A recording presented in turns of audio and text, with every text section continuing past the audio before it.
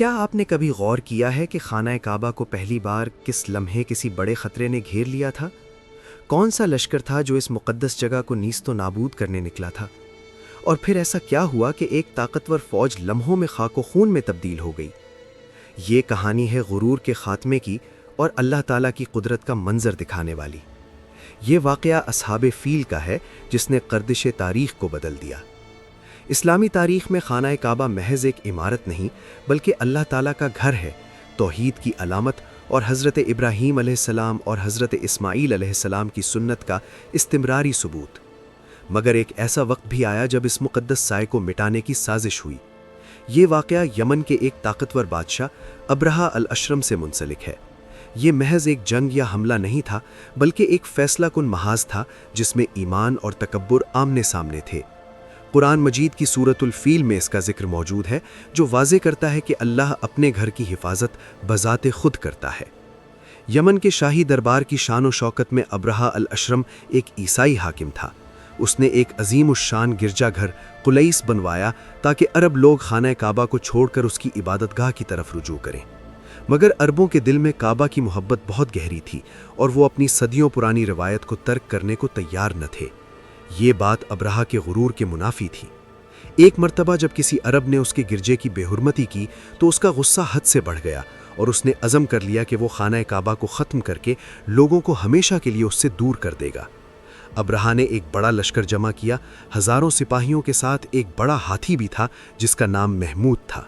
اس منظر نے عربوں کو حیران کیا کیونکہ ہاتھی ان سرزمینوں میں کبھی نہیں دیکھے گئے تھے۔ یہ فوج مکہ کی جانب روانہ ہوئی اور راستے میں آنے والوں کو سختی سے پسپا کرتی رہی۔ طائف کے قریب پہنچ کر وہاں کے باشندے خوف کے مارے راستہ کھول کر دیے اور پھر وہ لشکر مکہ کے دروازے پر پہنچ گیا۔ مکہ میں خوف کا ماحول چھا گیا، لوگ سوچنے لگے کہ کیا واقعی کعبہ نزع ہونے والا ہے؟ کہانی کے نقطے پر حضرت عبد المطلب جو اس وقت مکہ کے بزرگ اور سردار تھے سامنے آئے۔ وہ ایک باوقار، سمجھدار اور معزز شخصیت تھے۔ ابرہہ نے جب مکہ والوں کے اونٹ پکڑ لیے تو عبد المطلب نے ان سے ملاقات کی۔ ابرہہ ان کی شخصیت سے متاثر ہو کر انہیں اپنے تخت کے قریب بٹھایا، مگر جب عبد المطلب نے صرف اپنے اونٹوں کی واپسی کا مطالبہ کیا تو ابرہہ حیرت زدہ رہ گیا۔ اس نے پوچھا کہ تم کعبہ کی جگہ ان اونٹوں کی بات کیوں کر رہے ہو؟ عبد المطلب نے پرسکون انداز میں جواب دیا کہ اونٹ میرے ہیں، اس لیے میں ان کا مالک ہوں، اور کعبہ کا بھی ایک مالک ہے جو خود اس کی حفاظت کرے گا۔ یہ الفاظ ایمان کا ایک ثقل تھے، ایسی طاقت جو کسی فوج سے زیادہ بڑی تھی۔